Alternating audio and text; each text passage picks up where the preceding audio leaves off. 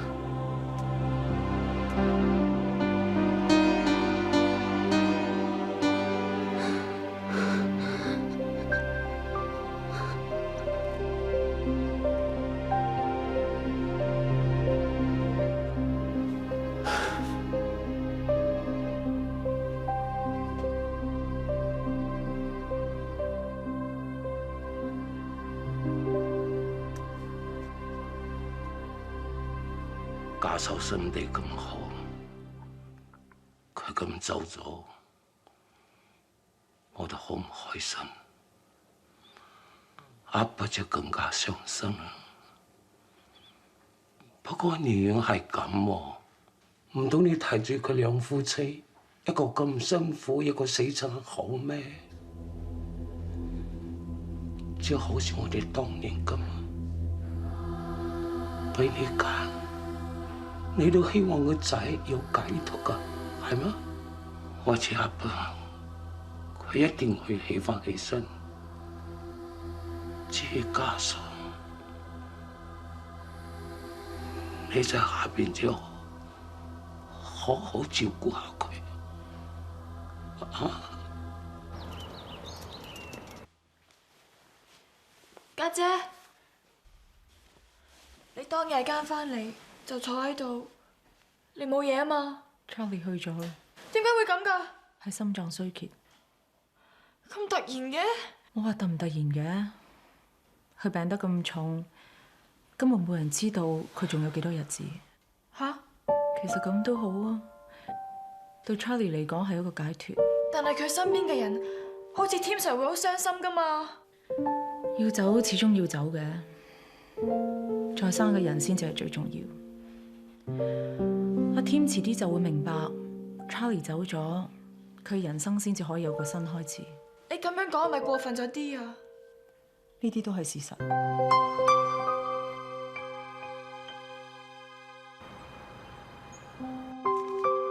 呢封係高太嘅死因報告，你可以申請死亡證。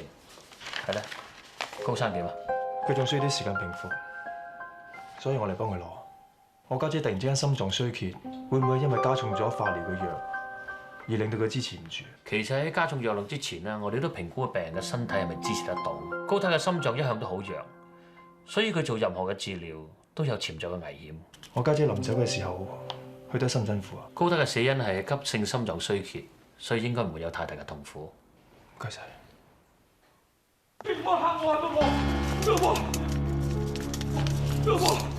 姐，老婆！阿伯呢度嚟入得嚟㗎，麻煩你出翻去等啦。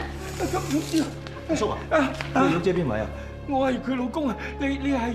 我識玉姐嘅。玉姐佢咩事？佢收完工翻屋企食飯，食完飯佢話個口苦苦地，咁咪要食嚿蛋糕。食咗嚿蛋糕咧，佢跟住又肚痛又屙又嘔，而家仲暈咗。蛋糕咧係一個叫高太嘅送俾佢㗎，喺嗰咩指南餅鋪先買，貴嘢嚟㗎喎，貴嘢食到咁樣啊！點會咁㗎？阿咩？Thank you。Tim Sir， Hello。你唔係放多2日假嘅咩？係咯，唞一陣先啊嘛。就係因為太多時間喺屋企，結果就成日都諗埋啲唔開心嘅嘢。咁翻嚟做下嘢，等精神有翻啲寄託啦。我諗咁會好啲嘅。咁都啱嘅，歡迎你翻嚟。Thank you。Charlie 嘅事有咩要我哋幫手啊？係啦，Tim Sir，有嘢幫手出聲喎。有個聲幫我得㗎啦，有心。 Tim Sir， 頭先我見到 Doctor Koo 好匆忙咁樣去咗藥理組嗰邊啊，唔知佢係咪有急事咧？睇嚟件蛋糕有毒喎。乜嘢件蛋糕有毒啊？醫院個玉姐食咗件蛋糕之後就唔舒服，跟住仲出現心臟衰竭，而家仲昏迷緊。有啲咁嘅事？咁啊，玉姐中咗咩毒啊？我哋喺件蛋糕度揾到一種有毒嘅化學物，叫做斑茅素。斑茅素係中藥嚟㗎。斑茅其實係一種黃黑色嘅花殼蟲，通常我哋都會用佢裡面所含嘅斑茅素嚟入藥㗎。斑茅素雖然可以治療好多病，例如陳年嘅患癬啊，同埋啲惡瘡，但係因為佢嘅毒性實在太強，所以好多中醫都唔會用。今日蛋糕會有斑茅素，中咗斑茅素嘅毒會有啲咩反應？通常都係屙嘔、肚痛、心臟衰竭，甚至乎腎衰竭。同玉姐情況好吻合。咁知唔知件蛋糕嘅來源喺邊度啊？根據受害人嘅先生所講呢，件蛋糕好似嚟自紫蘭餅店。紫蘭餅店？睇下我買咗啲乜嘢？我都喺嗰度買咗件蛋糕俾 Charlie 食喎。個蛋糕係你買㗎？係啊。我哋講緊嗰個蛋糕係家姐俾玉姐嘅。嚇！快啲打電話通知食環署。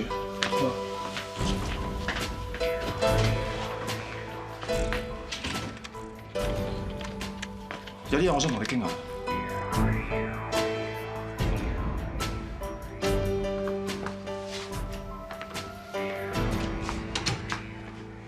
坐。點解無端端會去間餅店度買蛋糕俾家姐食？佢唔食得呢啲嘢嘅喎。你家姐當時啱啱做完個療程，佢話個口好苦，想食啲甜嘢，我咪買蛋糕俾佢食咯。佢想。咁係咪即係話你明知道嗰樣嘢對佢冇益，你都會做？我問過何醫生，佢話冇問題。點解嚿蛋糕驗出嚟會有毒？你懷疑 Charlie 食咗呢嚿蛋糕出事？中咗斑茅毒嘅症狀就係心臟衰竭。頭先你聽得好清楚，家姐死嘅時候嘅症狀同玉姐而家情況好相似，你唔覺得奇怪嘅咩？我唔知。我想幫家姐申請死因解剖，你同唔同意？點解你會咁問嘅？我會有乜嘢問題啊？如果我哋懷疑 Charlie 嘅死因有可疑嘅，我都好想知道究竟發生緊咩事。OK， 咁得啦，等我一陣。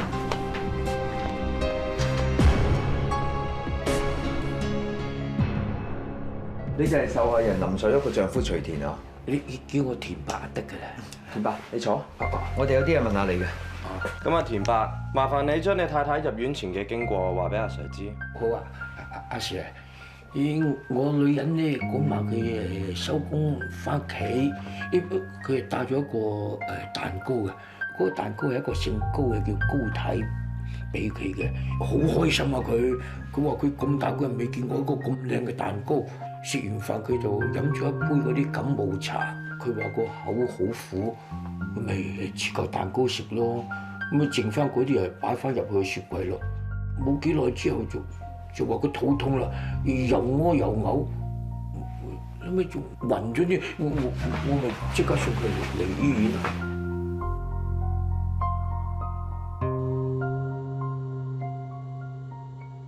Sir， 點啊？你走啊 Doctor 呢份驗屍報告翻咗嚟，點講啊？死因改為有可疑。即係有唔到？份報告裏邊話，家姐個胃裏邊有蛋糕殘渣。胃液裏邊有少量斑茅素，但係血裏邊嘅斑茅素含量就高好多。咁有啲古怪咯。如果胃入邊仲有蛋糕嘅殘渣，咁即係未消化得晒。咁點解會血液入邊反而斑茅素仲高啊？所以我懷疑家姐未食夠蛋糕之前，應該有人餵佢食過斑茅素。你嘅意思係有人向你家姐持續咁落毒？我唔知，我估啫。但係我已經攞咗家姐嘅頭髮去化證部做檢驗，聽日應該會有結果。頭髮都驗到？人嘅頭髮每個月都會生長1至2個 cm， 而呢1-2個 cm 就會記錄咗你呢段時間裏邊食過啲咩藥。如果家姐真係有食過斑茅素嘅話，你一定可以驗到出嚟。其實除咗啲精神科藥物或者盤尼西林之外，好多藥都會累積喺頭髮裏邊。照你咁講，如果有人真係向你家姐落毒，咁呢個人應該係你家姐身邊經常會見到嘅人，又會用到斑茅素咁僻嘅毒藥，咁應該呢個人喺呢方面嘅知識好高。你家姐最近有冇睇過中醫啊？唔一定係中醫，其實佢都好叻。你懷疑添 Sir？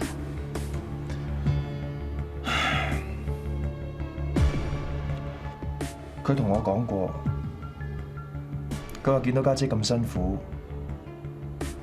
佢真係寧願佢有個解脫。仲有，個蛋糕係佢買。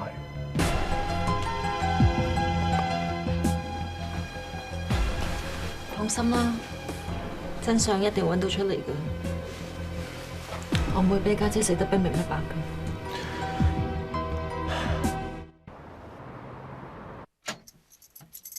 翻嚟啦，仲未瞓？瞓唔着啊！煲咖啡啊，自己嚟啊！我唔要啦，睡咗頭。冇嘢想同我講咩？有，不過唔知點開口。驚聽到啲唔想聽嘅答案啊！咁都要你肯講個答案出嚟先得嘅。我冇嘢係唔想同人講嘅喎。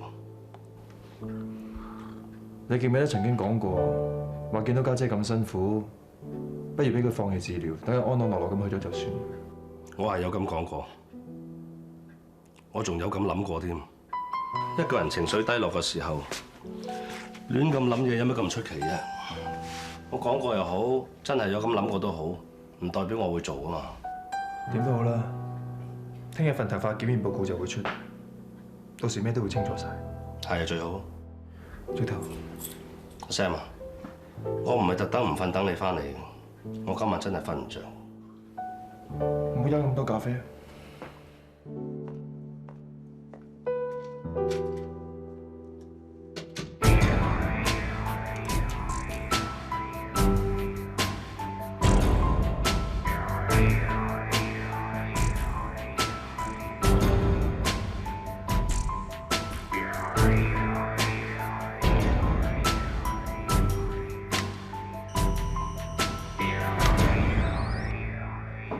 入嚟啊！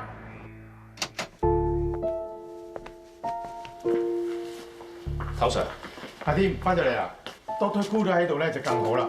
點啊，唐 Sir？份頭髮檢驗報告咪出咗啦？Yvonne，根據頭髮嘅檢驗報告顯示，古澤瑤女士喺死之前嘅7至10日，的確係俾人不斷逐少咁餵食斑茅素，同我哋之前喺佢血液裏邊揾到斑茅素嘅成分係完全吻合。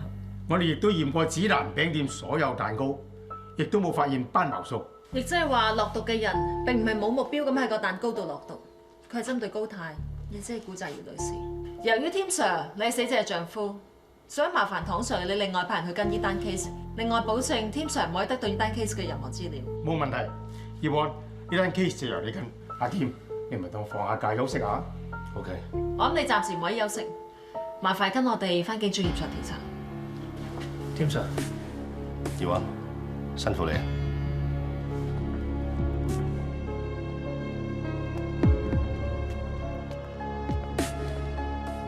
添 Sir， 請問記唔記得係本年9月29日當日你嘅行程啊？嗰日係我太太嘅死忌，我好清楚。咁等我確認下，你係咪喺一間位於尖沙咀嘅指南餅店買咗件 Tiramisu 俾你太太古澤瑤女士？冇錯。咁你頭先都聽得好清楚，根據頭髮嘅化驗報告顯示，如果有人要喺7至10日持續咁向我太太落毒嘅，咁呢個一定係我太太身邊嘅人，而我每日都會去睇我太太。你哋懷疑我好正常。添 Sir， 你唔係話你真係？當然唔係啦。如果真係我做嘅，我點會咁大意留低件蛋糕，仲俾玉姐攞走埋？經過辦案咁多年嘅經驗，有時一啲越自負嘅犯，越會犯啲最簡單嘅錯誤。你覺得係我做嘅咩？我哋而家嘅調查都只不過好初步，仲未鎖定主要嘅疑犯。今次鄭添 Sir 你嚟，只不過協助調查，不過犯都算百米一疏。如果唔係林楚玉女士咁啱食咗件蛋糕而中毒入院嘅話，件事根本唔會曝光。個犯佈局咁精密，但可能個天自有主宰。咁我想請問下你，我太太病咗咁多年，我哋兩個嘅感情不嬲都好好。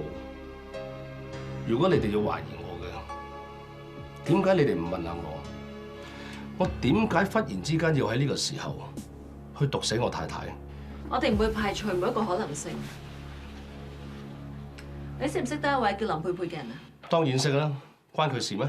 我哋收到了，林佩佩同阿添 Sir 你以前係拍過拖嘅，咁你會唔會咩啊？會唔會係你哋見翻面之後舊情復熾而等唔切，所以？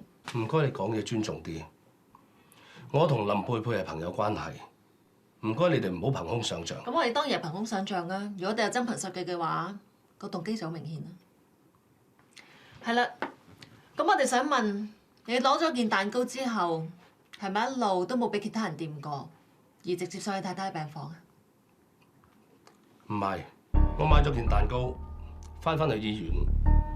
翻到醫院嗰陣，我收到林佩佩 call 我就上咗佢 office 揾佢。我入到去就好自然咁放低盒蛋糕，佢好關心我太太嘅情況。我哋仲傾到我太太因為化療嘅副作用，佢越嚟越辛苦，所以我就買咗件佢中意食嘅蛋糕俾佢，等佢心情好啲。佢仲問我太太食唔食得呢啲嘢，仲提議我問下何醫生。咁啱何醫生就喺外面經過。Doctor Ho 啊！何醫生，何醫生有啲嘢想請教。我同何醫生傾完之後，我就翻入去林佩佩間房，攞翻件蛋糕去揾我太太。咁即係話，你曾經將件蛋糕放喺林佩佩間房，而你就行咗出去，亦即係你嘅視線範圍曾經離開過件蛋糕。可以咁講，但係我相信呢件事與林佩佩無關。如果真係全心落毒，你一擰轉面就落到啦。況且林佩佩話晒都係個醫生啊，佢對毒理有一定嘅認識。至於件事同林佩佩冇關，我哋會進一步調查。添上嘅唔使擔心。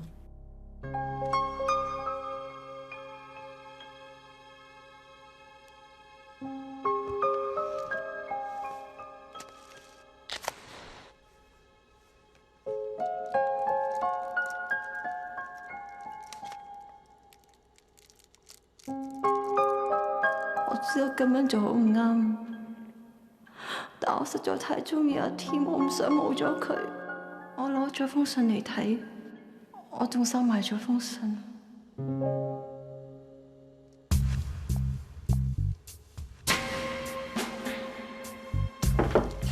好意思，我係西九龍重案組高級督察梁小柔。重案組探員劉俊世，係咪林佩佩醫生？係啊，請問有咩事啊？我有啲關於古澤瑤女士嘅嘢想問你。冇問題啊。據我所知，你哋係中學同學，仲係好朋友。咁你對於佢哋死有咩感覺？我梗係好難過啦。有冇覺得佢去得好突然？一個咁重病嘅病人，隨時都會有變化。唔好話做醫生，經常會遇到呢啲 case 啊。我自己做善終服務嘅，都唔會覺得有啲咩奇怪。咁即係有晒經驗，做起上嚟得心應手啦。我唔明你咩意思喎？唔好意思，我 patient 突然之間有事。我個電話冇電啊，可唔可以借佢電話用？隨便啦。有料到。嗱，呢度人哋 office， 我哋有冇波輪？就算真係有料到攞到翻去，都呈唔到堂噶喎。阿姐啊，呢度啲灰咧，我諗唔要噶啦。好啊，我倒咗佢啊。唔該。小心喎。哦，慢慢啊。哦，好啊。唔好震散啊！阿姐啊，呢度垃圾多，我哋幫你劈啊。垃圾都要。唔該。係得我咩度？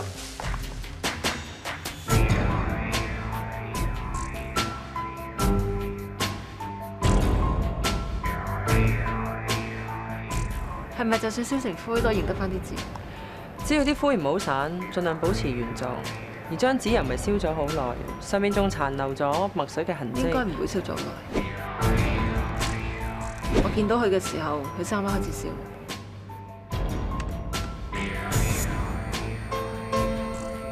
咦？呢句都仲睇到喎。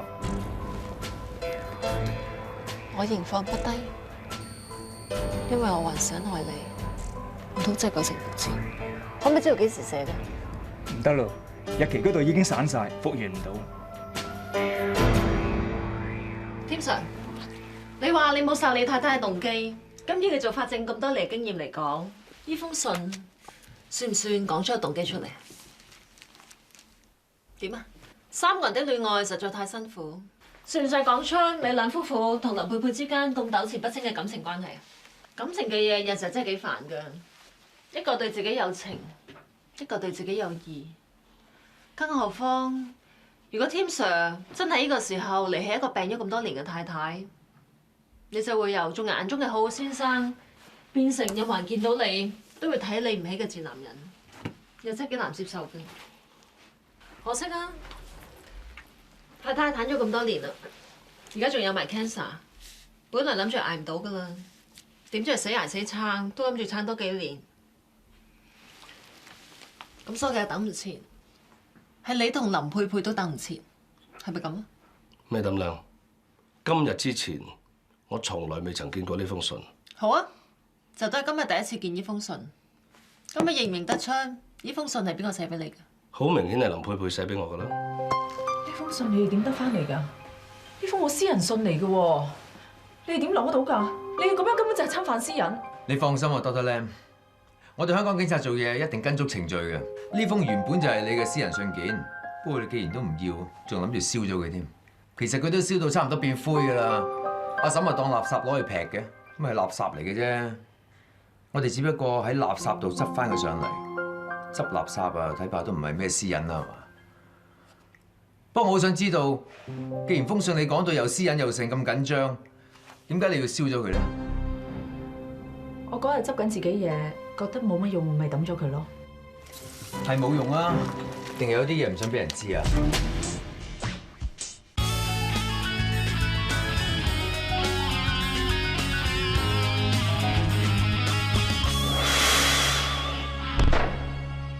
我有諗過放手，但我仍然放唔低，因為我仲係好愛你。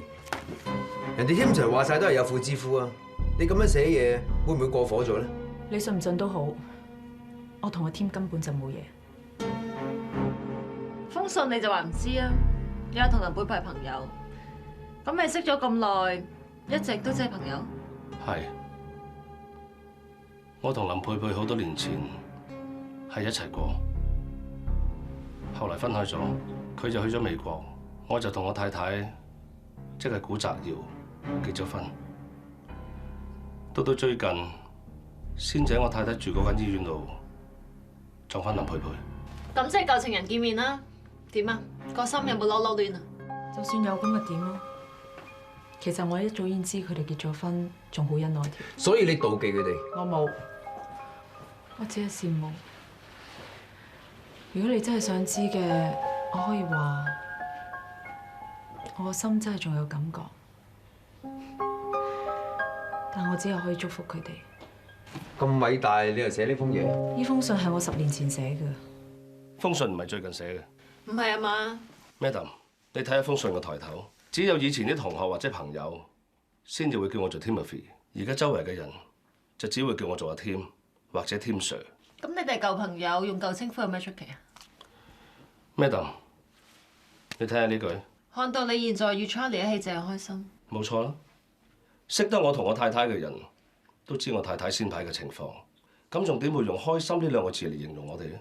你話呢封信係林佩佩好耐之前寫俾你，而佢之前又從來未睇過，咁點解佢寫咗之後又唔俾你睇？屋企就當係後悔，唔想俾佢睇。點解要到而家先攞翻出嚟，仲要燒咗佢？你唔覺得好奇怪嘅咩？據我所知，阿添根本冇睇過封信。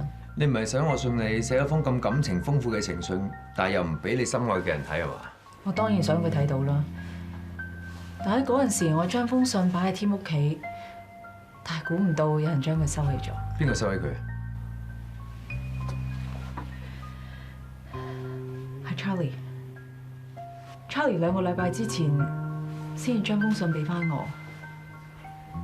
原來阿 Tim 由頭到尾都未睇過封信。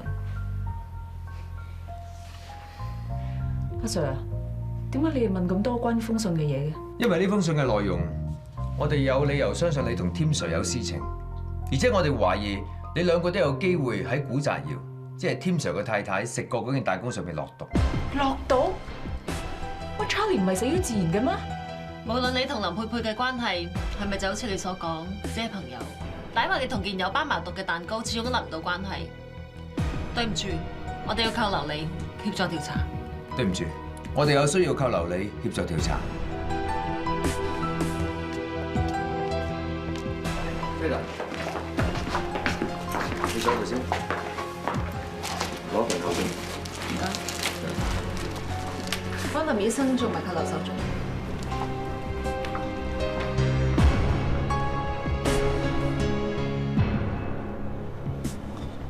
嗰封信係幾時嘅事？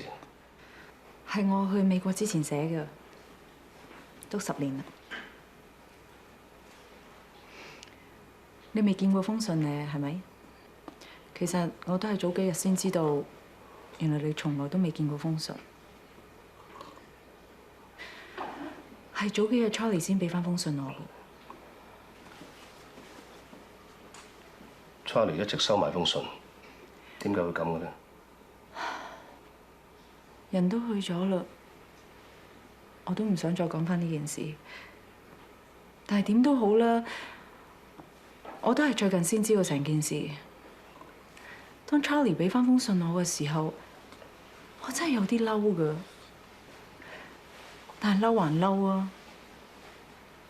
我見佢受緊苦，然後佢有我最好嘅朋友，我都唔想記翻呢件事。我唔會因為一件咁耐嘅事去傷害佢嘅。所以你就燒咗封信。Charlie 去咗，佢係我最好嘅朋友，喺好多人心目中佢都係好 perfect 嘅。我唔希望因為呢一封信令佢生命蒙上污點。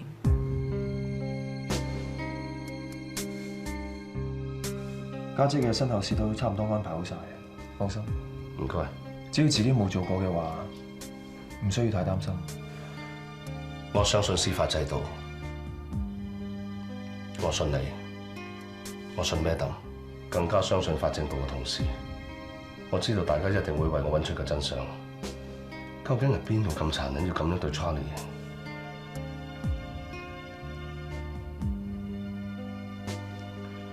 我就咁信你哋啦。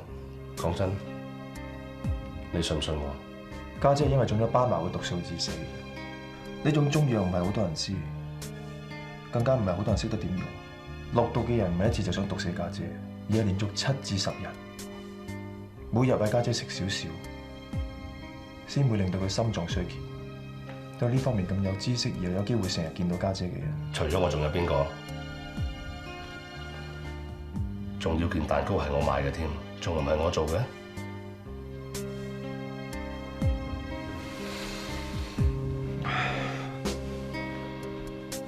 我淨係想你答我，你信唔信我？答我。我只可以答，你希望係你。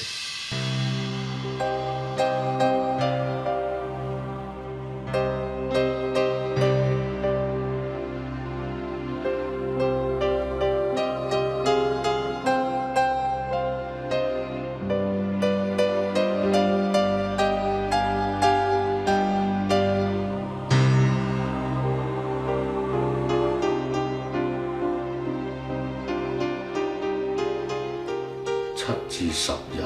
星期日，我啱啱喺新加坡開完會翻嚟港島喎。而係連續7至10日，每日餵家姐食少少。阿 Sir，咩事啊，添 Sir？麻煩你幫我揾得得唔得？我想見一個人。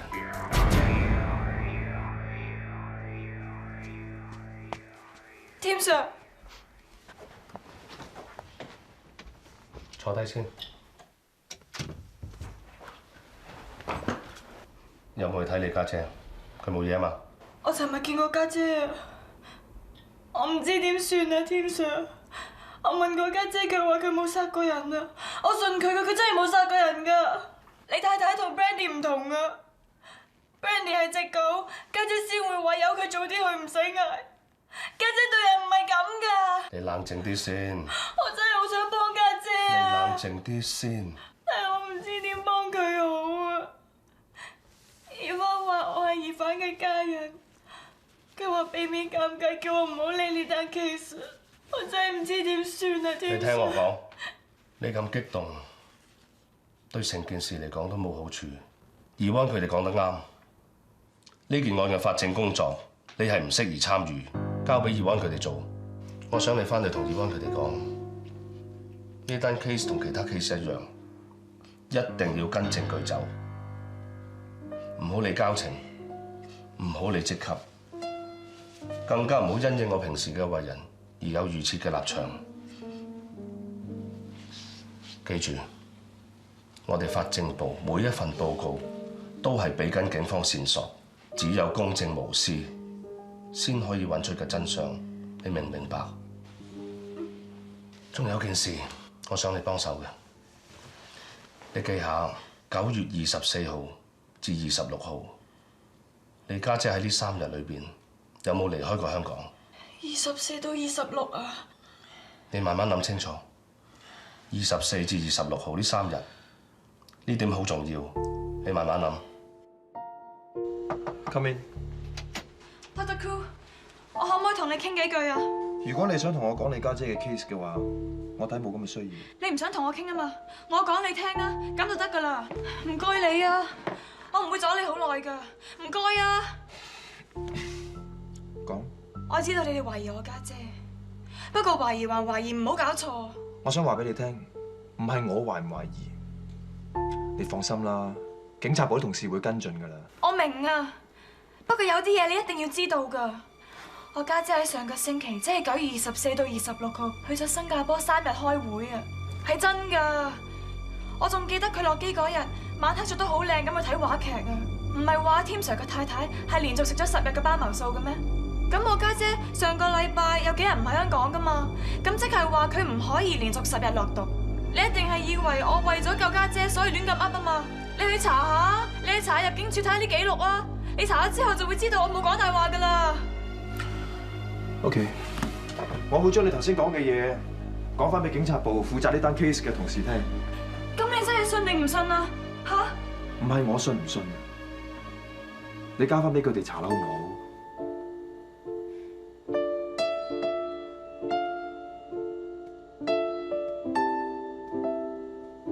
我家姐真係冇殺過人噶，你哋去查下就知噶啦。仲有啊，添 Sir 都唔會殺人噶，佢明明俾警察扣留住，但都繼續叫我哋唔好因為佢係我哋嘅上司而有預設立場啊！你話一個咁好、咁公正嘅人，又點會殺自己個老婆喎？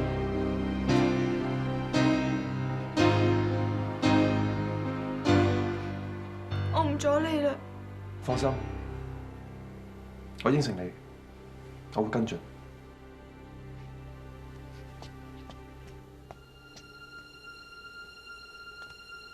148，係入嚟先，坐。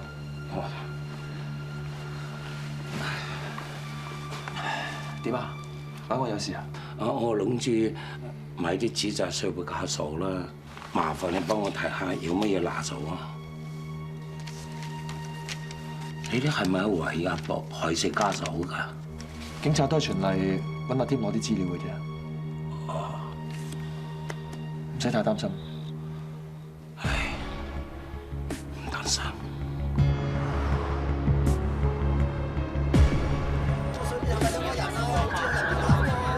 PC 66369科靈過租。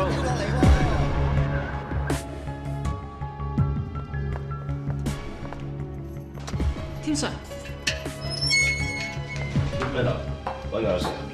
通報有事。你哋要話幫我揾個仔，點解到而家都唔見人啊？我哋通知咗環頭噶啦，你個仔嚟緊嘅，你落翻嚟先啦。唔好呃我。148，阿星，你唔好亂嚟啊！你翻落嚟先，有事慢慢講下。你冇過嚟啊！我唔過嚟，你唔好亂嚟啊！個消防叫佢準備安全氣墊。到底發生咩事啊？你話俾我聽，睇我可唔可以幫到你？你唔可以幫我，家嫂係你家姐，你仲點會幫我啫？阿伯冇殺人㗎，你哋唔可以讓我唔唔可以讓我好人啊！你聽我講先啦，警察唔係要拉佢啊，係叫佢翻協助調查嘅咋。通伯，你落翻嚟啊！唔好嚇我哋啊！唔好過嚟啊！你哋唔好過嚟。我唔過嚟。但頭先你話你想見添 Sir 噶嘛？佢到咗啦。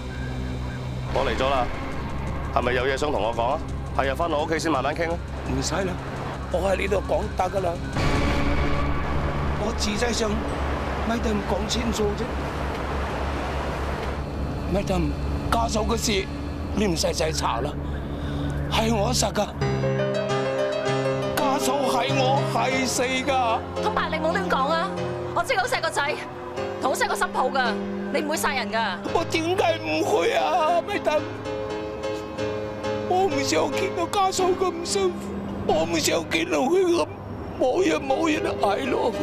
通伯，我知你唔忍心你嘅新抱受苦，但係你唔會殺人嘅。我哋而家講緊嗰個係人命嚟㗎，你唔好亂咁認啊！我唔會亂認㗎，米大五。講呢啲，我唔係第一次殺人，你唔信？你去問下阿婆。你唔好再喺我面前提啊媽，我唔想再聽。當年我老婆同埋生孩，佢都捱得好辛苦，佢都家嫂也有，出聲所有嘅嘢厭煩，但係佢哋一日辛苦過一日。你口口聲聲話係你做嘅，你點樣做啊？你講嚟聽下。件蛋糕係我買嘅，你點樣落毒啊？我平時溝啲毒係果仔入面俾家嫂飲，嗰日啱啱好節日啦，我牙又唔好，手伸咗未跌到得多，我喺蛋糕嗰度咧，以前係你阿媽，而家係家嫂，我知你一定好珍惜我，你會原諒我唔記用。我都知道係時候見下你阿媽噶啦，以後你自己要照顧好自己。你唔好叫我照顧自己，你講清楚先啦。我而家做嘢咩又好講？放開我啊！俾我死啊！俾我死啊！放開我！快啲放開我死啊！俾我死！夠啦！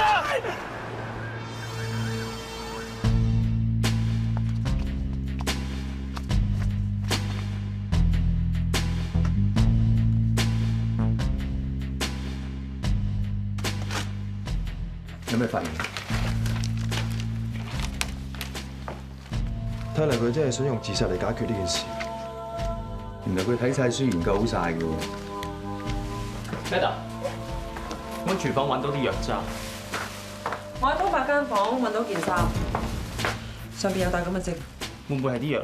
非化驗。呢樽咩嚟嘅咧？啲味咁怪嘅。如果呢樽係斑茅，咁通伯。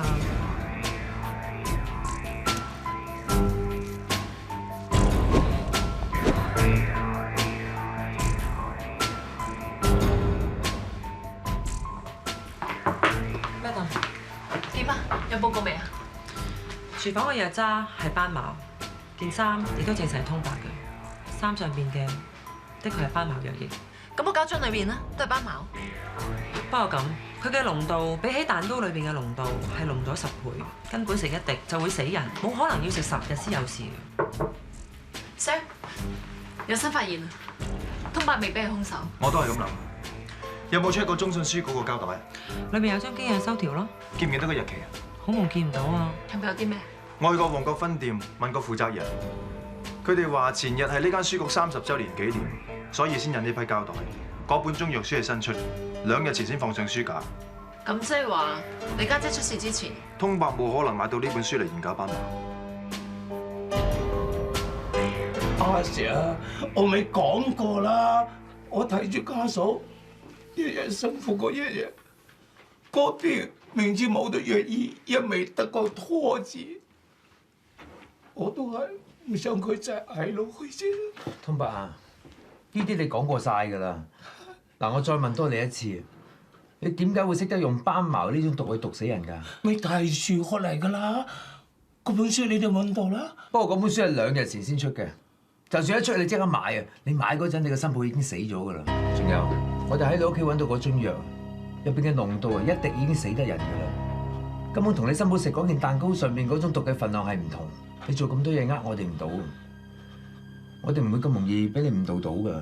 咁仲係點咧？你不如話俾我知，你點解要咁做？你咪想幫你個仔頂罪啊？總之要人人咪得啦！我都咁大年紀啦，死咗就死，唔死都大半死啦，未有得我人算㗎啦。阿 Sir， 我仔唔會殺人㗎，佢係好人嚟㗎，阿 Sir。如果你真係想幫你個仔嘅，你講真話。我個仔連30個人佢都肯幫手，佢點可能害死自己老婆啦，阿 Sir？就算連俾我人都放走我個仔啦，我個仔真係唔會殺人㗎，阿生，信我啦。你睇到啦，通伯寧願自己孭殺人罪，都唔想你有事。你個做仔嘅有冇啲感動？你咪仲有啲咩未同我哋講啊？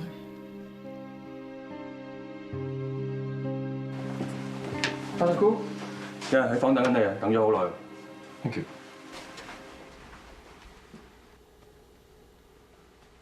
細明，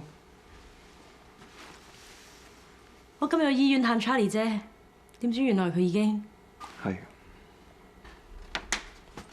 我專登織咗條頸巾俾佢，諗住天氣涼啲佢可以用得着，點知未到冬天。